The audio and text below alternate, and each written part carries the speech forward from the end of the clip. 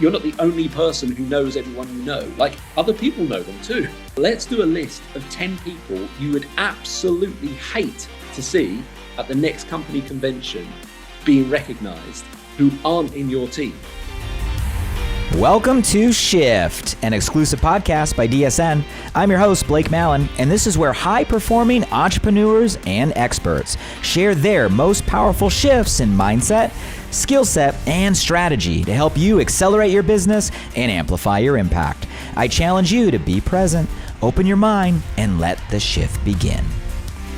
Welcome to Shift. I'm your host, Blake Mallon. Our guest today is an inspiring example on the power of resilience and perseverance. A university dropout, he spent 15 years climbing the ranks before reaching the top level in his company. Fast forward now 26 years in the direct selling business. His organization does hundreds of millions of dollars a year in sales. He's a best-selling author, now having written 3 books for the direct selling space. He's always a top-rated speaker, actually has been the MC of our industry's annual mastermind event, where he was inducted into the Direct Selling Hall of Fame. I love that he's a champion of team culture. He's known for fostering such a positive environment within his team, cultivating new leadership, and has an absolute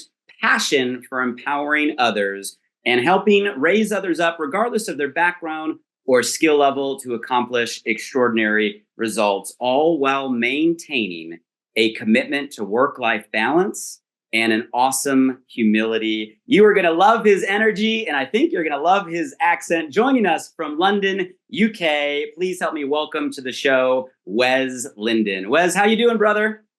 Blake, what a pleasure to be here. Lovely introduction. I should really take you with me everywhere. I'm excited to have you. You're the first one from over the pond on the show. So thank you for taking the time and navigating time zones, coming off a big event. I appreciate you being here. No, it's great to be here. I really enjoyed the episodes I've listened to so far. Well, I'm super excited. I'm a fan. I love your energy. I love what you've been putting out into this channel for 26 years now. And I'm excited to bring your story to the Shift audience. But before we get into your backstory, I got to ask, I was scrolling through your social and I saw a lot of images of you with some amazing animals, some beautiful dogs. Are you a dog lover? What's the story there? I am a dog lover. I've got 3 dogs at the moment. They're all rescues. One is from Hungary, one's from Cyprus, and one's from China. And I never actually had my own dog till about 5 years ago. And now I'm kind of hooked. So yeah, I love them. Yeah. Beautiful animals. What made you go and focus on rescues? I'm just curious. I think there's a bit like direct selling. We have an opportunity to give people a great life through our business, and having had the rewards of direct selling myself, I wanted to do that for some dogs that were otherwise destined for not a bright future. So that's kind of part of my character, I think. I love it. Well, it says a lot for sure. And I had to start there because I was scrolling and it just made me smile. Beautiful animals. And thank you for what you're doing. And I guess back to business, I'm excited to really get your perspective. You're the first one on the show from, UK, really representing, Europe. I know you're going to bring an interesting perspective to what's going on in our channel, but let's kind of rewind real quick. And why don't you give us just the quick backstory, 26 years ago, where did this all start? What was Wes before, and kind of where are you now? Would love the high level scoop. Yeah, well, I was I enjoyed school, but I didn't really want to go to university, and I was going to be the only person from my year group to not go to university. But I actually bowed to peer pressure right at the last minute, and no, I'll go, and I went to university reluctantly. Failed my first year, was well on my way to failing my second year. When I heard about direct selling, I was approached by a couple that I knew very vaguely. Mm-hmm. And it just sounded like a really compelling idea that you could do a job once and get paid for it over and over again, just like pop stars and authors. So I got involved as a 20-year-old, initially just to earn an extra couple of £100 a month, which I thought would help me through university if I ever managed to pass one of the years. and then would be a nice supplement to a salary, which I assumed was going to be as a teacher. I was doing a little bit of teacher training. And so I initially just saw it as a bit of extra income. I ended up actually dropping out of university in the end and focused pretty much solely on my direct selling business. Now, I know that's not the story for most people. Most people have got commitments and mortgages and children and that kind of stuff. But I was young and I was 20 years old and I didn't have that. And so I really focused on my business from there. I'm interested. I'm going to ask, I think I know the answers to this, but I want to ask because I'm curious and also for our audience that's listening, because here in the States, there is that expectation that the whole go to school, get good grades, go to college, right, or university, get good grades and so forth. There in the UK, would you say that kind of expectation is the same of going that traditional path? Would you say it's the same? Would you say it's more? Is it there? I'm curious the context out in London. Yeah, I mean, very, very much so. I mean, it may have been the school I went to. There was a big pressure to do that. But we haven't really shaken off the shackles of that kind of system of go to school, get good exams, get good grades, get a job, and then do the same thing for 45 years, and then hope to get a decent pension. We haven't really moved on from that. I think we tend to follow the States. What happens in the States, we're like 4 or 5 years behind. But over the last few years, maybe the pandemic pushed people a bit more towards this. That there has been a little bit more kind of push towards second incomes or side hustles, and a bit more entrepreneurial spirit, and a kind of realization that leaving university, if you've done something, if you want to be a doctor or a scientist or something that you really do need to study for, a lawyer, whatever, then great, but if you're going to leave university with 30 or 40 or 50,000 pounds worth of debt, having studied for something that isn't going to take you into a career that you really want to be in, then there is, I think, more of a realization that may not be a great path for everybody. So I think we're gradually getting there. Yeah, and I think that same sentiment we're experiencing here in the States as well. And I think that's probably a global shift we're in the midst of. But when you were in that moment, so when you decided to drop out, right, or stop the university path, was it to pursue your direct selling business at the time? Was that the primary driver? Not specifically. I mean, it was what was in front of me at the time. I'd love to be one of those people that went, yes, I had the vision and then there was nothing going to stop me. But that wasn't necessarily my story. It was definitely in front of me. It definitely looked good. I felt like maybe I could make this work. Maybe I could have been one of those people. But I think I probably had an entrepreneurial spirit. My father had been an entrepreneur. My grandfather had been an entrepreneur. And so I think there was certainly something that said, let's push forward with this. If it does what it says it can do, and if I make that happen, then great. If not, be an entrepreneur and find something that you can kind of get behind and own. So yeah, I think that would be the truth there. And I'm curious, when you made that shift, was it met with like overwhelming support with everybody around you? Did you have people around you that thought you were crazy or maybe thought the opposite? And what went through your mind when you made that shift, kind of going against what was the traditional path or maybe the expectations around to make the leap into entrepreneurship through this channel? Yeah, I would say it was mostly met with derision. My father was supportive. My mum was really upset. She told me to get out of the house and leave the house, basically. And I did for the next few days. Oh, wow. They kicked you out of the house for a minute. Yeah. Yeah. My dad was, my parents were separated, so I had somewhere to go.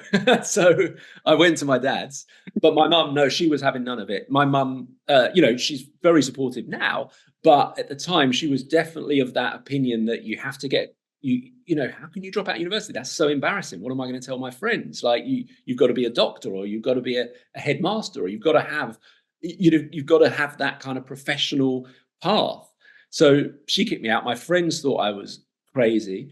And, for a time I did as well. It definitely looked like this wasn't going to work out for me. It took me 15 months before I earned my first £100, my first 3-figure check as such Wow. from my company. So in that time, I couldn't really afford to socialize. I couldn't afford to go to the pub with my friends or out to nightclubs or bars or on holiday. And they're all like, Wes is doing this crazy thing that might be a bit like those pyramid things that our parents warned us about. And he isn't got any money. Like the story didn't look good. And perhaps I think what helped me was that I was doing a lot of personal development. I'd kind of realized that you don't have to listen. Like, other people's opinions don't pay your bills. And, visionaries often look like kind of lone nutcases or idiots to start with. Mm-hmm. Entrepreneurs and pioneers often have people that look at them and laugh to start with, but later on say, oh yeah, I knew he'd do it. I knew he'd do well. And I was listening to a lot of personal development that was kind of keeping me sane, which I think was great for me. It didn't really help me in terms of talking to some of my friends, because I was just saying to them, oh, well, you say what you like. I'm going to have this by the time I'm 30, and it was, bombastic, kind of arrogant. I kind of look back at it with shame now, the kind of things that I was saying to people, and it did alienate me from people for a little while. But that was probably the exuberance of youth as well. But gradually I've hopefully corrected my course. And I want to dive deeper here. And I know you now, right, as who Wes Linden is now, where you've reached, right, the lifestyle you live and the mindset you have, it is totally different, right, than where you were in that season. And I also, you and I both know, mentoring entrepreneurs across the world, everybody has their own unique version of that story, having to kind of go against maybe what they thought or what others thought, and having to fight that internal dialogue or that internal self-doubt. So I'm curious, you say personal growth.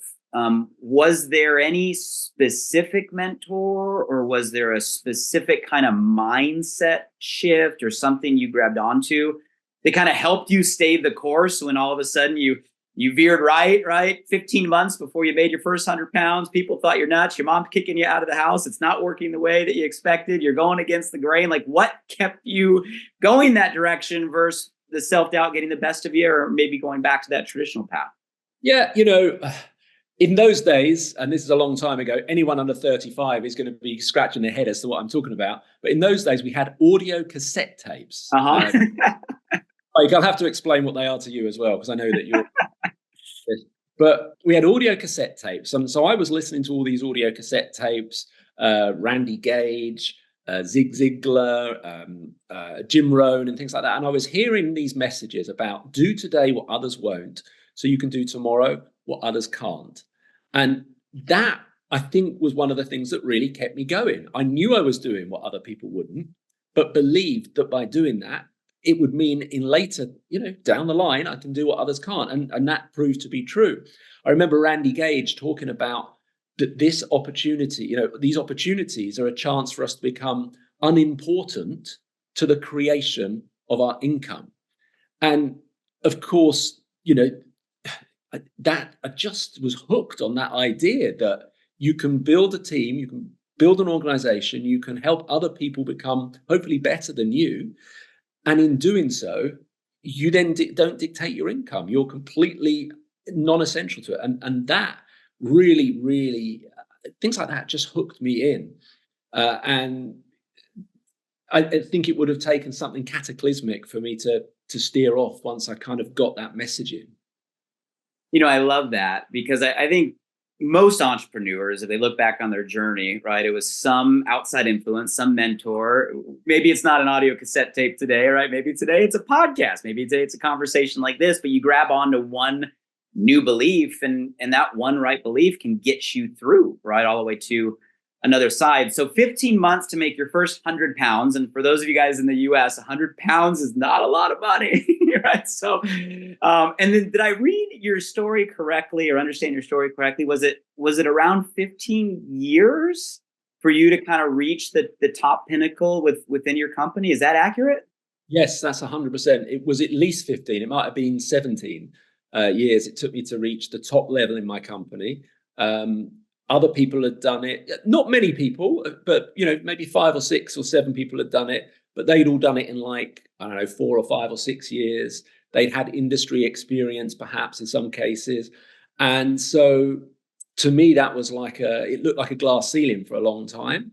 But I find it frustrating when you look on social media and people are kind of trying to tell a story that makes out that they've hit the top within like, 2 weeks or 2 months or something. Mm-hmm. I just don't think that's helpful to the masses. It might feel good to somebody's ego or whatever that's posting it, but to the masses who are trying to juggle jobs and families and all the other things, that's not helpful. So for me, I was actually quite proud of that it took me a long time, but I stuck in there. Wes, I love that story, and thank you for saying what you just said, because we all hear those stories, right? The person that hit the top in an incredible time frame and shattered records, and they always forget to tell the other half of the story of, well, yeah, but they had spent a decade before learning their skill, building a network, building influence, building a brand, right? They weren't starting at a scratch starting line, but we don't hear those parts of the story as often as we should. So thank you for highlighting that, and respect for 15 years, right? Staying the course in one place for one community and reaching the top. I mean, I think that is the story and the example that we all should aspire to. Let me ask you this, and I've never asked somebody this question. This is just my observation. I'm curious from your vantage point if you've seen the same. I've seen that it appears the longer it takes somebody to reach their milestone, I'm not going to call it the top, right? But whatever that dream milestone is, the slower that it feels like it takes, it seems like the higher the chances of them sustaining and staying there are. And what I mean is the inverse. Sometimes like the things that come so fast and so easy are fleeting, right? And it seems like to me that those overnight successes they reach the top quick, but they're kind of gone quick. I'm curious your perspective on that, especially out there in the UK, 25 years in the industry, if you've seen that pattern. 1000%. Yeah, absolutely. Through my company and friends that are in the UK that are in other businesses, we see these people, and of course we're excited when they end up in our organization somewhere and they start hitting the first level and the second level and the third level in record time. But I'm always very, very conscious in my team meetings and Zooms and events to make sure we don't over-index on spotlighting those people. Of course, we want to recognize people's achievements, but always try and make sure it is very, very balanced or almost skewed towards the people that have been consistent performers over a period of time, because that's the reality for most people. Most people, as you said before, they don't have the several years of building social clout or kudos or organizations that follow them.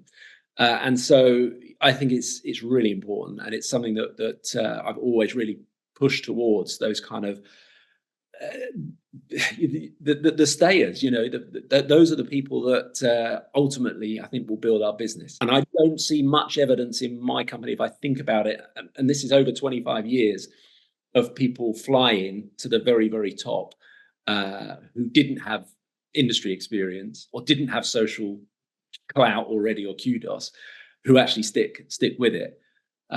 They often seem to like the shiny objects, and then a few months later, something else catches their eye, and they're just addicted to the building process. Yeah, I mean, you got to put in the work, no matter what, no matter who you are, where you are, what you're building, what you're passionate about. You got to put in the work. I once heard someone say, you're either going to pay the price on the way up, or you're going to pay the price on the way down. In other words, you're going to either pay the price to do the growth, right? Learn the things, right? Really become who you can to get to where you are. Or if you skip that part and somehow you find yourself on the top for a minute, you're going to pay the price on the way down, learning those things of why you can't stay there. So I love your story. And I love that you highlighted you were proud of that kind of 15-year journey. Now, piggybacking what you just said, because we are in a time today where, like, you call it shiny objects, right? There is so much opportunity. We're all connected in the digital world. We're all getting advertised to, millions of times a day. And what advice do you have with your story? All right, 26 years, one path, 15 years to the top, juxtaposing that to today's entrepreneur, that it's hard to stay focused for long enough to get the result with where they're at. What advice are you giving to new entrepreneurs starting their journey to help them stay that course? I think it's about trying to help people. And this, as you say, this regularly comes up where people see something online or one of their friends, says, oh yeah, but what about this over here?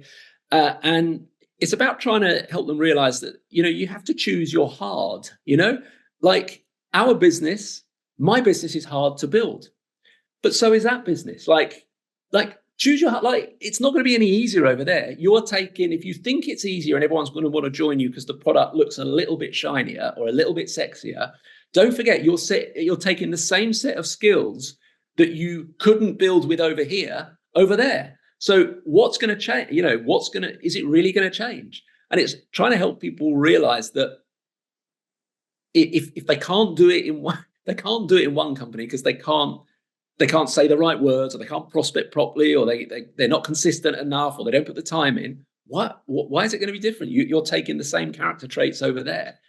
What I'd rather do that I've done is plant your flag, choose the right business. And I appreciate I have been fortunate to find a business that stayed the course. I know that that's not everybody's story. So sometimes people do have to, make a shift.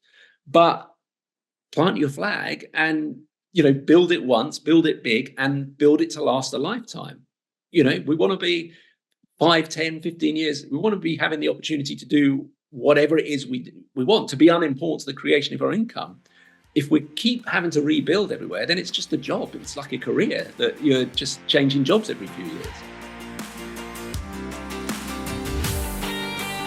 Following the advice you just gave, right? Find something you're passionate about, plant your flag, right? Focus on the long haul, even if it takes 15 years, right? To get up to 25 years where you're at. My question for you, looking at, the Wes today, the lifestyle you have today, what you do with your family today, is the journey worth it? Yeah. I mean, the time was going to pass anyway. Like that 15, 20, 25 years, that was going to happen anyway. So, when people are like, I'm going to quit, I'm like, well, quit to what? Like, if you've already made that decision, that shift in your head that says that my plan A, my whatever it is, job, and I'm not knocking jobs, but if someone decided that their career path isn't going to give them everything they want, so they need to supplement it or change it by joining a business like, something in the direct selling space, they've already made that decision and then they quit. Well, what are they quitting to? Like quitting back to something they've already decided wasn't right for them, that wasn't going to give them what they wanted out of life. And so for me, I've always been incredibly focused on the fact that irrespective of whether it takes me an extra year or an extra 2 years to reach the next level, whatever it might be, if it takes me longer than somebody else, so what? This is my path, my journey, and I want the result at the end of it. I don't want to be looking back going, I could have been one of those people. It could have been me. Like there's a lot of people, you only have to go into any pub in England to find a lot of people that have got stories about something in life that they could have done, but they didn't. And I don't want to be that person. And I try and ensure as much as possible that people I work with in my teams aren't going to be those people either. I love that. And we can feel your heart and your passion for those people just in what you're giving us here.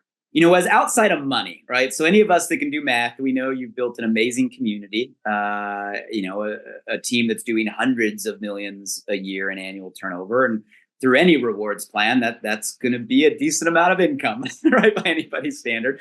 So like money aside, where you're at today, what are some of the things you love most or you're most grateful for with the life that this industry has afforded you today, money aside? Yeah. And, maybe it's a British thing, but I have always found the material side and the money side actually difficult to talk about. And I think when I've worked, you mentioned about me being part of the mastermind event, which traditionally has always been in America. That's something that a lot of Americans have found curious about me as well. Because to me, actually, when I was 23 or something, I think I probably wanted to have like an 8-bedroom house or something like that. And now I've got 3 bedrooms. And one of them is spare. It's like I never go in. If I had an 8-bedroom house, I'd have 5 bedrooms I never go in. Like, why would I put all of that capital into that and hang my kind of esteem based on the size of material objects or homes? Now, I do appreciate that is easier to say once you've got the financial backing than not. But for me, a life that allows you, and this is possible for anybody starting on their direct selling journey, that allows you to be able to say yes whenever you want, to whatever you want, irrespective of anybody else's opinion. So that doesn't mean you have to quit your job, but it's a job, I think you feel a lot happier in your job when you think, I'm here because I want to be, not because I have to be. Mm-hmm. If I want to take 3 weeks off to go to Mexico or Japan or Australia, I'm going to. And if they say I can't, I'm going to say, okay, I think our time here is over. I'll go somewhere else to work if I want to still work. Like, it's to have those choices to do what we want to do, to help the people that we want to help. I have a nephew who's 10 years old now. He goes to what we call a private school here, like a fee-paying school. A lot of the government-run, the state schools in his area aren't great. And my family, we didn't want that for him. And I've been able to make that possible for him. And that means a lot more to me than how many cars I've got in the driveway or, what label my clothes are or things like that. And then to be able to have experiences with him and, my family and the people closest to me, whether that's abroad or at home or whatever it might be, to have those experiences, to have the time to do it is priceless. And that's the lifestyle that I would like everybody to live, because I think it just feels good. I love it. You're making me smile. I saw a meme pop up on my social thread the other day. And it was from a younger creator, but it said something like, what's cooler than a Rolex is control of your time.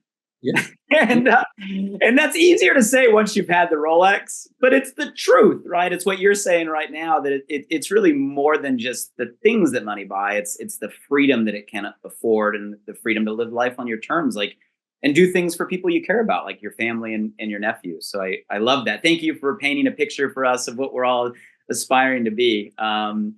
It's interesting. I know resilience is a word that's close to you. I know you launched a new podcast, congratulations, lately, focused on highlighting inspiring stories of resilience. I listened to a couple of them, which is great. I'm curious, why that word, and what does that word mean to you? I feel like it's easier for people to get knocked down these days. When I was growing up, there wasn't 24/7 rolling news across lots of different channels. Like you got the news at 8 o'clock in the morning, 6 o'clock in the evening, and 10 o'clock. And that was it, and most people didn't tune into all three. Now it's there 24/7 on multiple channels. And it's, of course, in your hand all the time, in your mobile phone. There is, every time you flick through Facebook or Instagram or Twitter or whatever it might be, the news is that you can't avoid it. And it knocks people down. It is taking people's hope away. It's stealing hope. And I don't look at people as weak if they lose hope. I look at them as beaten by the system that's beating them down, the surroundings around them. And so for me, resilience is really important. People have been encouraged to, in the UK, in the UK in particular, they've been encouraged to own their own home, for example, to buy a home, to get a mortgage, get on the property ladder, buy a home. And then, as you might be aware, we had a strange financial situation with a previous prime minister that made some odd decisions. And suddenly it completely skewed our interest rates. And suddenly people were going from paying a comfortable £500 a month on their mortgage to facing having to pay $1,000 or $1,500 or $2,000 or more. I mean, just decimating people's disposable income. And so to me, it's not a surprise that people can get knocked down by what's going on around them. And, I've had things in my life where I've had to be resilient and realized that is possible. It isn't easy, but it is possible. And so I wanted to do something, that's why I did this podcast, where I could put that message out there from inspiring people, often people that are quite well known or famous in their kind of space, where they share the times that they've been knocked down and they've had to get up again. Because it's very easy in direct selling for people to create themselves into like a kind of hero, like superhero, that they don't have emotional days, that they don't have a mental health challenge, they haven't had difficulties, they haven't had disappointments. They want to paint themselves in such a way that is not, it's like film star kind of icon. And I don't think that helps people. I think it helps our teams to know that all of us had difficulties too. All of us had struggles on the way, but here's what we did to overcome them. So that's why resilience to me has been something I'm quite passionate about, having had to fight that, myself with lots of various things in my life. And I just hope that other people can just pick up those little bits that make a difference to them as well. I agree with you entirely. I would put resilience on the short list of skills we all want to work on, get better at, and that are almost required today, right, to become who we're capable of. And because you kind of opened the door, I'm gonna ask if you're willing. We heard your story of where you got started. We kind of know where you are today, and I know you can't spend 26 years in this channel, let alone as an entrepreneur, without some serious roller coaster seasons, not just the highs, but also the valleys. Are you willing to share maybe one of the biggest setback seasons you went in at any point in that 26-year journey? What was that setback season? What was one of those most trying times? And what helped you get through it? What helped you have the resilience in that moment? Well, I've had a period, more than one period in my business where it literally did not shift for about 4 years, where literally the volume, the group customer count really did not change for 4 years. So whatever was coming in was going out the other side. Like it didn't move. And that becomes very draining every day to look at your kind of internal, hub and see, oh, another day, nothing's changed. And that was very difficult now, because at the same time, somebody else had joined my business. I've become very good friends with them, but they joined in another leg, and they went from being thousands and thousands of kind of customers behind me to being thousands and thousands of customers ahead, and not overtaking me because we weren't in the same leg, but going into higher positions. And I found that kind of quite challenging. I went from being someone that was regarded as, a bit of a big deal to being like, yeah, he used to be good, didn't he? Like, because suddenly there was like kind of new kids on the block, new stars. And that was kind of difficult to process, and to kind of look your team in the eye, them knowing that you hadn't shifted for years and that other people were going faster, and them then starting to doubt you as to whether, maybe I'd have been better off in someone else's team, and that's tough. And so I do have appreciation, I think, for people who get obsessed by worrying about other people's progress in the business, thinking that someone else is going faster. And I just had to kind of remind myself, you've got to focus on your lane. You're swimming in your lane, someone else is swimming in their lane. You've got different set of circumstances, you've got different drivers, you've got different motivations, you've got different background, all these different things. And if you are swimming and all you're doing is looking at someone in the other lane, then very quickly you're going to deviate off. And so, that was a very tough time. And then, because of market conditions, in my particular business, in our particular industry, we had a period where we just didn't appear a particularly attractive option from a kind of customer facing perspective. And that was very, very difficult for us to kind of push through. But, glad to say we have pushed through that now, and that looks different now. But I think one of the things I'm most pleased about is that in my organization, I have a very high retention level. I was told a little while ago, I don't know if it's exactly true today, but I was told a few months ago that I had the best retention in the company in terms of the amount of people that come and then stay, even new people. And that, I believe, is something around the culture that we've tried to put through the organization, put through the team, where everybody is welcome and given a chance and appreciated, irrespective of whether they're super fast or plodding along. There's a place for everyone, because we're all on our own journeys. We all start at a different place. We all want to get to a different place. I'm not one of those leaders that believes that everybody wants exactly the same thing. Everyone must want my lifestyle or my material opportunity. Or no, everybody has their own goal, and our aim is to help them achieve their goal. And so I think for that reason, we've managed to retain people even through the tough times. So much you just gave us, Wes, and thank you for sharing that season for you. We all go through plateaus, right? And in a 4-year plateau, that's a long plateau by kind of any definition.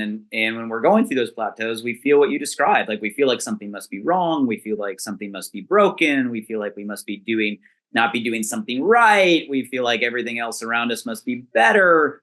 So to have that mindset, like you said, swim in our lane, stay our course, run our race, get out of the comparison game, which is easier said than done. But that mind shift, right, is what gets us through those plateaus.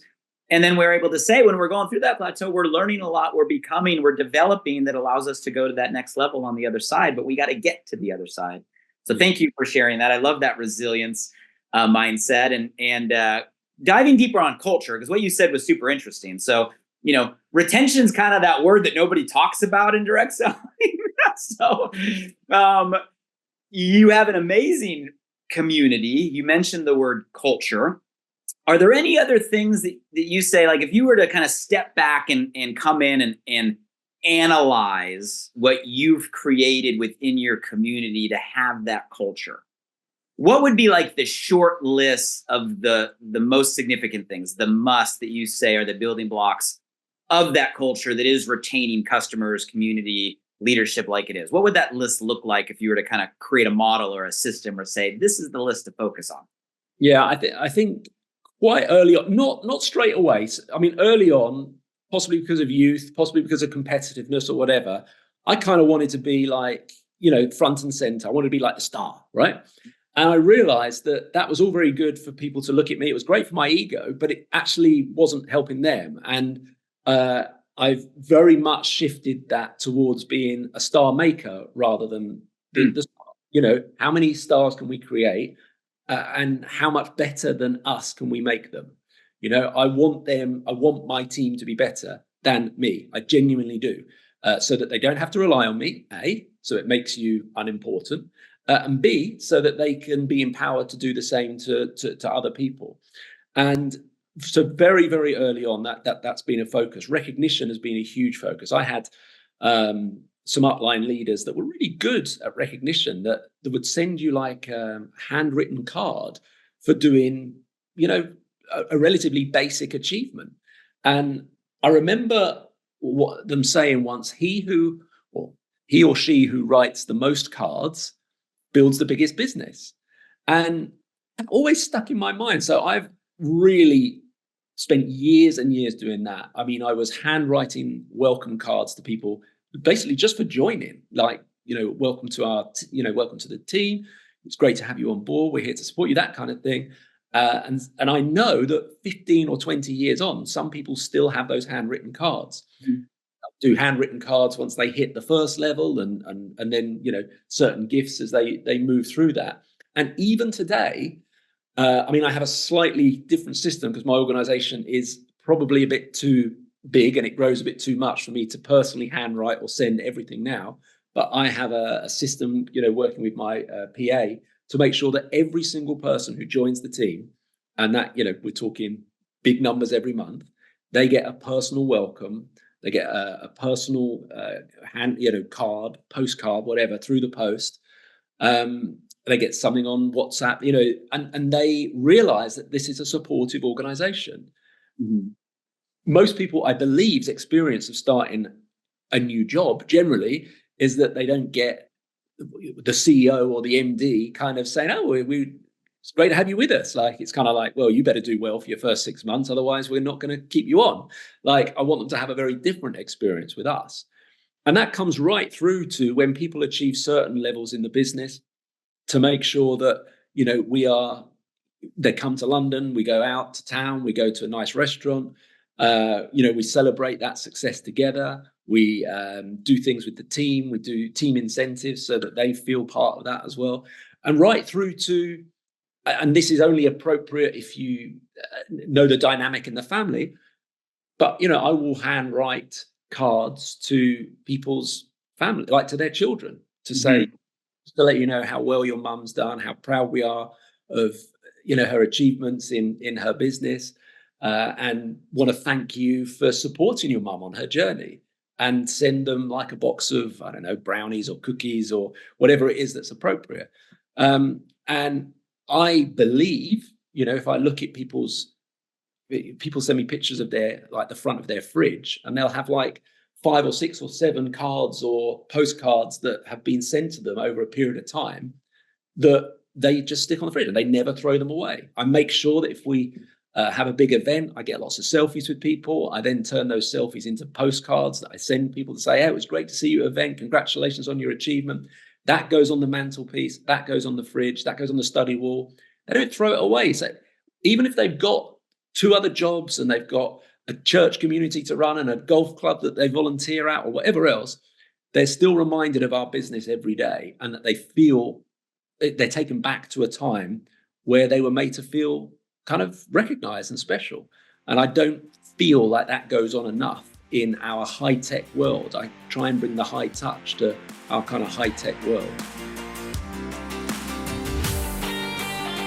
I love it. And so simple, right? So for everybody listening, I know you're saying, well, yeah, okay, I get this, or maybe you've heard something like this, but are you really doing this every day in your business? Are you wanting to be the star maker, right? Not the star. Is that the real intention? As I heard you say, like, you genuinely want them to be better than you. And I love how you said integrating the high touch in a world that is overly high tech.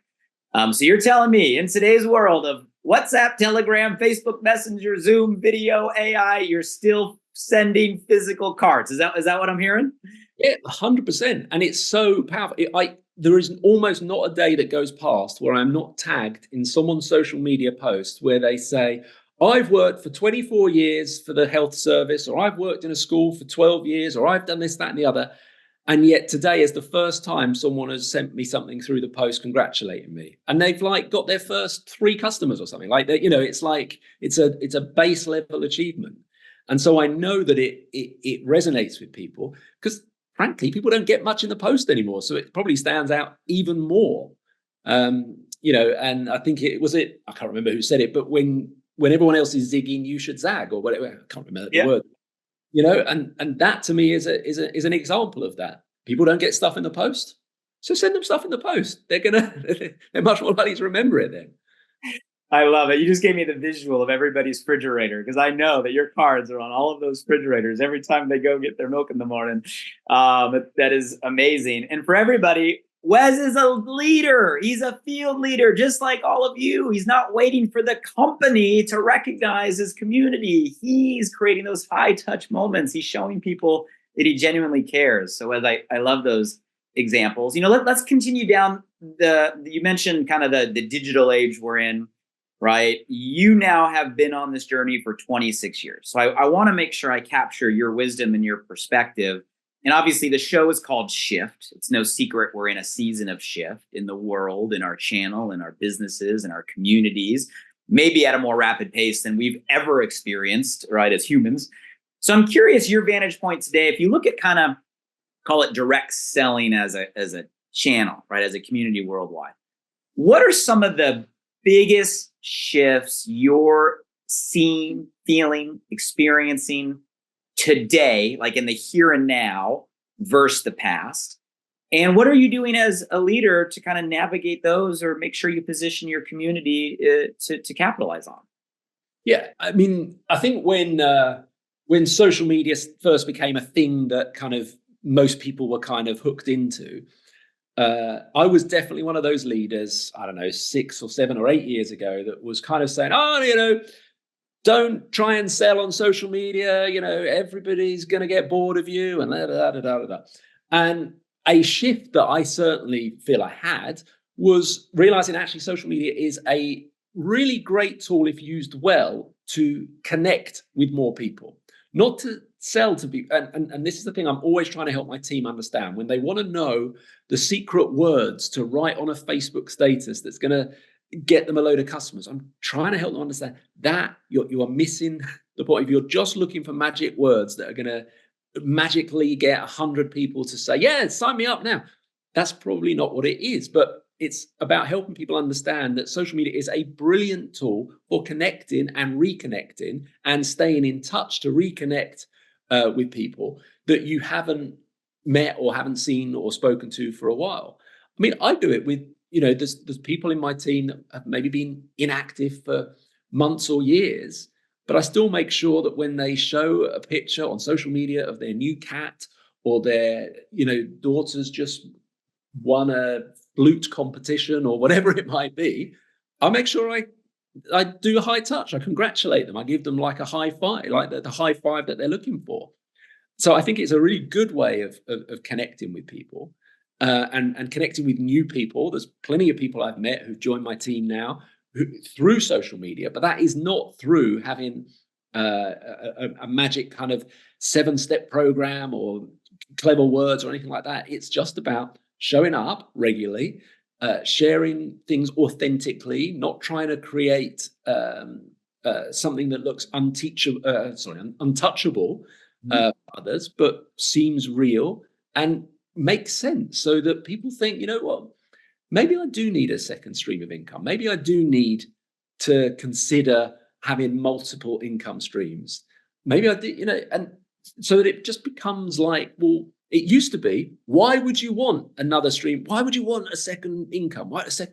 Now I think we're moving towards, why wouldn't you want a second income? Like why would you only rely on one source?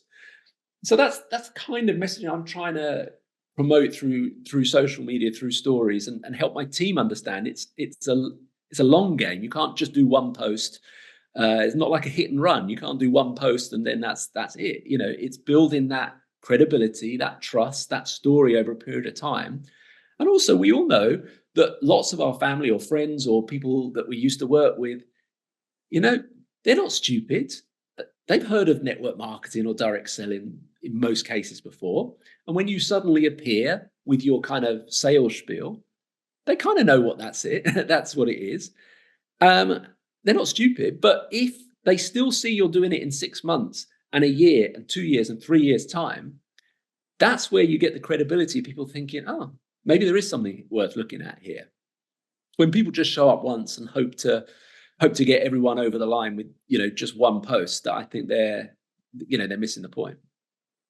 I love that. That's the right expectation. So use the tool as it was designed, meaning social media, to create connection and reconnection. And I love how you're carrying this kind of theme you're giving us of high touch, right? High touch offline, but also high touch online to continue to reinforce those connections. I think that's a huge observation. You also said something that just made me think about, multiple income streams. And I recently was presented with a study. And one of the observations of the study of kind of this next generation, I think it was a study done worldwide on Gen Z specifically, was relating to, say, your and my generation. I think we're the same generation. And if we were to look at when we were coming up, and everybody that is in our age bracket, like the enemy was the 9 to 5, right? The enemy was that job. The enemy was that traditional path. The fear of that's not real security. You got to be an entrepreneur. Like that was what you and I think were probably brought up learning, reading, right, and then teaching.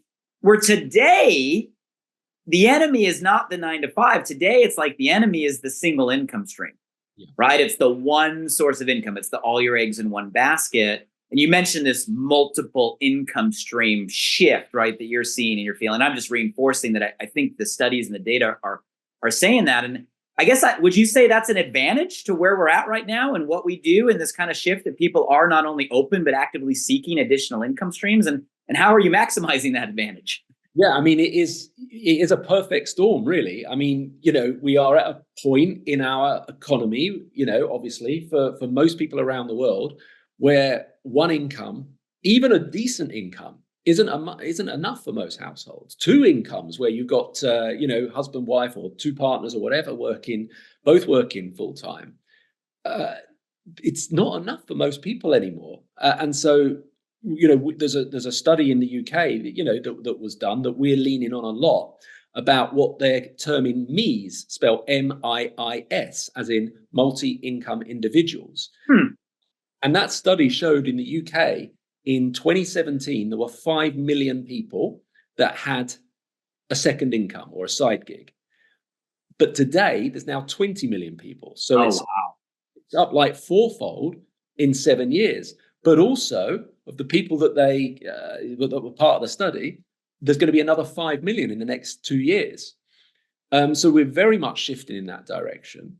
I think that this whole concept of a second income has become more and more familiar with people now, particularly because people have, they rent out a room on Airbnb, or they turn their garage into a kind of annex and they rent that out, or they have a second home that they rent out, or they become an Uber driver, or they do some food delivery, or they sell on Amazon or eBay or Etsy, or they design stuff and sell it online.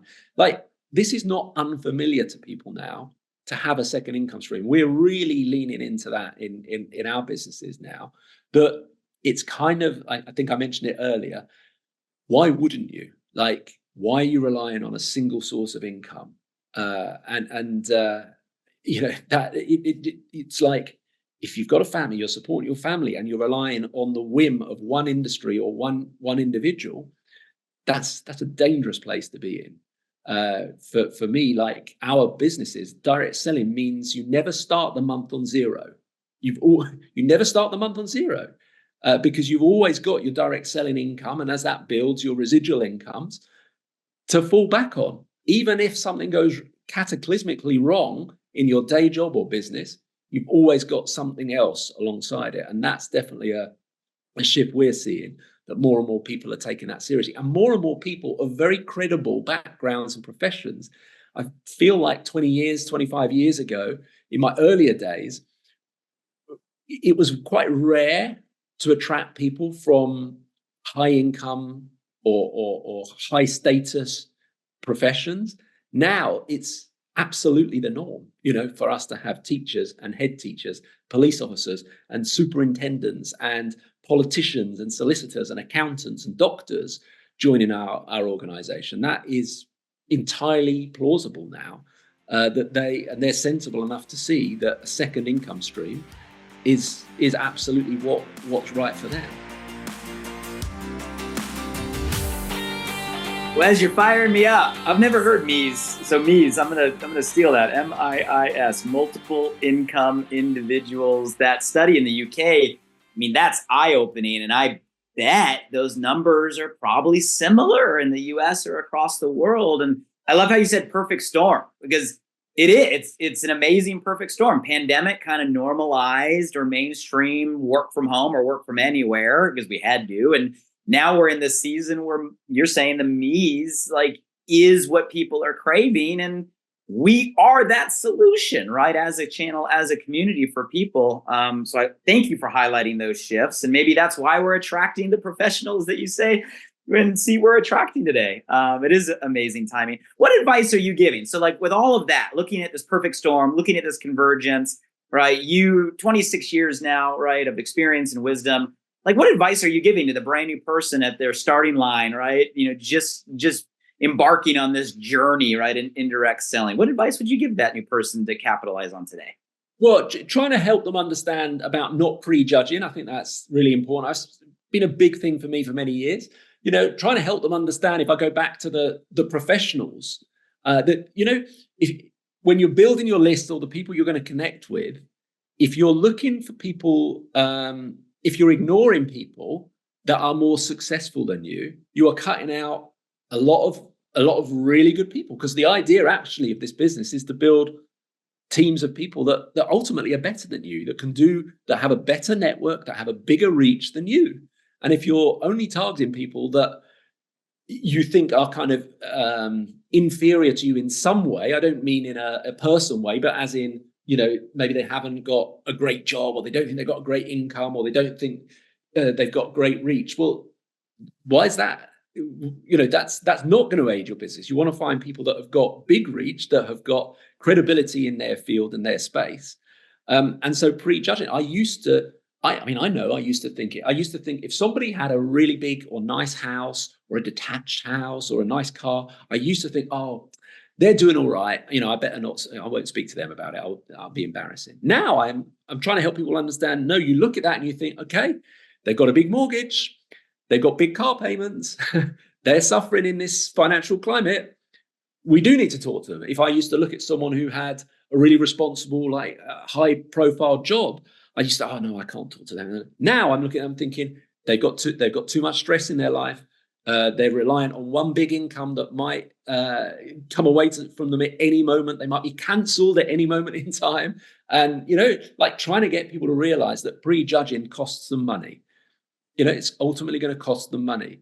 And if you don't approach those people, you don't own your contacts. Like, you're not the only person who knows everyone you know. Like, other people know them too. And so as direct selling becomes more popular, if you don't approach them, somebody else will. And there is nothing so frustrating as sitting in the audience at a company event, watching other people being recognized, and then seeing someone being recognized, who's joined the business, is doing well, and they're not in your team. So one of the things I talk to new people about is, let's do a list of 10 people you would absolutely hate to see at the next company convention being recognized, who aren't in your team. That's such a good question. Say that one more time. Yeah. Make a list of 10 people, or it could be 20. Make a list of 10 people that you do not want to see, you would hate to see at your next company convention being recognized for an achievement, and they're not in your team. Yeah. It kind of sharpens the mind. It really focuses the mind on, and that way it does push people out their comfort zone to approach people who traditionally they may not have approached, because they think, oh, well, they're better than me, or they're on my chicken list. I'm scared to approach them. So good. I've never heard anybody put the question just that way. I love that question. I want to be mindful of time, and I want to leave some time for any closing thoughts you have or anything that we haven't covered. But before we get into that, can we do just a rapid fire round? Can I ask you just 3 questions? There's similar questions I've asked all the guests. And there's no right or wrong answer. Just reply with the first thing that comes to your mind in like a few words. Can we do that? Okay, so you get the concept of shift. And we're talking not just about shifts in the channel, or shifts that we're experiencing, or shifts in, strategy. But at the end of the day, I really do believe that like the right mind shift, the right belief shift at the right time really can change everything. And you've already given us, just in your responses and in your articulation, some core shifts you've had in your life. But I want to just kind of distill that down. So like, if we were to look at your personal life, right? Wes Linden, where you are today on a personal level, what would be the largest shift, the largest mind shift that you've adopted today that got you to where you are today? What a great question. I think the biggest thing was, growing up in school, there was this belief, there was this thing fed into you. You had to do well at school. You had to get good exams, because then you can get a good job, and then you can get a better job. Then you can get a salary increase. And that was always dependent on someone else's decision, that someone else would make that decision. And I think the biggest shift for me was understanding that you can achieve anything in your life when you realize that you are in charge, like you make the decisions. And if you make the decision to knuckle down and work hard in your direct selling business, then you can be as successful as you want to be. It's dependent on absolutely nobody else's opinion or whim or mood or anything else like that. It's totally down to you. I love that. You just gave me chills. Same question in your professional journey. So same question when it comes to your business and where you are today professionally. Any other shift that was significant? Yeah, I think that shift of realizing that, on top of all the benefits that we know direct selling offers, I think it offers community that people are sadly lacking in their lives right now. As we've said, we've never been more connected than we could. The chance to be more connected than ever before is right in front of us. And yet I think people feel more disconnected than ever before. Breakdown of, corporate, that kind of the corporations, the, religion in many senses, the polarization that's caused through politics and our media. And that kind of thing. And yet we have a business that accepts anyone, irrespective of their background, their education, their religion, their color, their sexuality, their belief, whatever it might be. As long as they treat people with kindness, they are welcome in our community, and they can have a community that can inspire their family as well. Because when the kids start getting involved and meeting other kids from positive families, it just makes kind of family tree, it alters family trees, and that community thing that we can build, I think, is incredible. Beautifully put, and I totally agree. Last rapid fire question, more of a visionary kind of aspirational one. I don't know what the number is, but it's over 100 million distributors, consultants, promoters, representatives, whatever term we call ourselves, all around the world that are all part of this amazing, direct selling community. Wes, if you had the power right now to snap your fingers and you could give every single distributor a mind shift, a belief shift right now as a gift, what gift would you give them? That's a great one. What a great question. I'm going to have to steal some of your questions for my podcast. I think it's understanding that rejection is an inevitable part of any success journey, and that building relationships over that period of time means that rejection at some point can turn into, you go from a no to a yes. It's a no for now. And I think one of the biggest things for me in my business is the people that have joined my business 6 months, 6 years after I first spoke to them, by building a relationship and not rejecting them, not blowing them out when people haven't necessarily seen what I've seen initially. When I first started, I used to they didn't agree with me, I'd argue with them. Then if they didn't agree with me, I'd beg them to join. And it just didn't work. I was blowing people out all the time. People aren't necessarily going to see what you see straight away. But if we can build relationships with them over a period of time and reconnect with them every few months, understanding that eventually that time becomes right for people. I think timing is so essential, and understanding that it's their timing that matters, not ours. I want to open it up for any other kind of closing thoughts you want to give before we round out the conversation. If you want to reinforce anything we have covered or something that we haven't covered that's kind of on your mind or your heart. We've already covered a lot. I love your story. I mean, the power of perseverance, right? As a living example, I love the reminder that we're all going to pay the price, right? And the kind of get rich slow might be the best path and best journey to learn and become who we're capable of when we get there. I love this theme you've given us through our whole conversation of just really high touch, caring, right? And how you're manifesting that, offline in systems and recognition and creating stars and postcards and written letters, but also adapting to online, right? Giving the high fives, showing people that you do care. I think we all can do a better job of all of that. I love the vision you painted on where the industry's at. It is the perfect storm. I love the MIIS, right? We got people looking for multiple streams, ready to do something remote. We are that opportunity, that solution. And I love that you've given us so many, words of wisdom and experience of what matters and how we can show up, right, as individuals to capitalize. So I love this conversation. There's been a ton of nuggets so far. Is there anything you want to leave us with? Anything else on your mind before we round out today's conversation? Yeah, one of the things that I've tried to help my team realize is that if they wait until they're the success story that they want to be before they start trying to build their team, they're never going to be that success story. People think they've got to have a 4 or 5 or 6 figure monthly residual income story before they can talk to people. It's nonsensical. There's a study that's been commissioned recently that we saw at the DSU event recently that showed that overwhelmingly, people will consider joining a business like ours, a direct selling business, for an extra 200 to 500 pounds, euros, or dollars a month. Second to that was 500 to 1,000. Mm-hmm. And asked why they wouldn't join if they were shown how to earn thousands a month. Overwhelmingly, people were saying they wouldn't believe it. They would think it was some kind of scam or whatever else like that.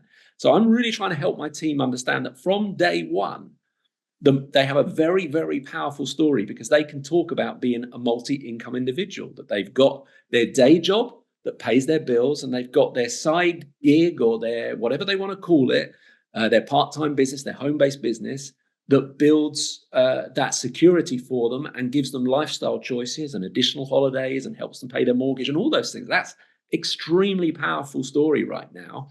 And actually, it's where people are at. They're looking for an extra 250 to 500 pound a month, or dollars, euros, whatever, and thinking that we've got to show them yachts and Rolexes and all the other things before we can pitch. It's the wrong way around. I think the other big thing I really try and help people understand is that not everyone's going to come on your journey forever. They might join for a season or two. And just like, when we were all at primary school, at our first school, we had a birthday party, and our parents, would insist, you've got to invite everyone in the class. You can't leave everyone else. So you'd have like 34 kids come to your birthday party, and you'd then get invited to 34 parties for the rest of your year, the rest of the year. You're explaining my life right now, Wes. Yes. But that was when you were 5. When you were 11, maybe 5 of those kids were invited. They were still in your life. When you were 18, maybe 3 of them were still in your life. When you got married, maybe 2 of them were still in your life. And maybe when you retire, maybe 1, if you're lucky, was still in your life. We accept that as part of the seasons of life. We move, like people move on. And it's the same in our organizations. I see so many people getting to a level and then getting depressed and kind of grieving about the fact that team members that came with them for a bit don't want to come with them forever. And understanding that, people have different things going on in their life. And if we stop and wait for them, we're not going to get where we want to go. That doesn't mean we close the door on them, but it means we understand that we do have to find new people. We do have to create new stars so that in the future, we're not just sitting waiting for the same 5 people that we traveled with from day one. And understanding that just someone else has made that decision, that the business, they're going to slow down, or they're happy with their income, they're happy with where it's at. That's okay. That's their journey. If you want to grow bigger, go faster, whatever, that's totally down to you. Not putting it down, not putting it down because other people have. So good and so true. We are in the perfect storm. If you're listening right now, wherever you are, whatever company you're a part of, we are all united in this amazing direct selling journey together. And it is the right time for us to bring our conversations to the world. The world is looking for additional income. The world is ready to work remote. And the story that Wes just gave you, you have that story. You are a multiple income entrepreneur. You have a vehicle that can make, it's not about the yacht and the Rolex. You have a vehicle that can make a couple $100, pounds, euro. And that is what the world is looking for. Wes just gave you the data. We're at a time where the truth prevails and the truth is going to attract. Wes, thank you for everything you've done to show us what's possible. Thank you for the time today. I know it's getting later your time zone. Thank you for being our first representative across the pond on Shift and everything you're doing to bring this around the world. So many nuggets. And I know anybody, whether they're starting their journey right now, or there's someone like yourself that's at the top of the game, for 25 years. I know you've given value to every one of us that we can apply to our businesses today. For those of you guys that are listening, if you got something from today's show, give the gift, We're live on all the platforms, Apple, Spotify, Audible. You can see Wes on YouTube if you want to watch us live. You got the video on the YouTube channel, and easy links at shiftpodcast.com. to go share this with the world. And the only reason Wes showed up here today, the only reason we're spending time is to add value, to make a difference, and maybe to give somebody that one shift they need right now that is that thing that moves them through that plateau or to their next level. And now you have the ability to give that gift by sharing today's conversation. So please do so. Wes, thank you, brother. Appreciate your time, your energy, and everything you've given us today. I appreciate it. Great to be here, Blake. Thanks for having us. Till next time. Thanks, everybody.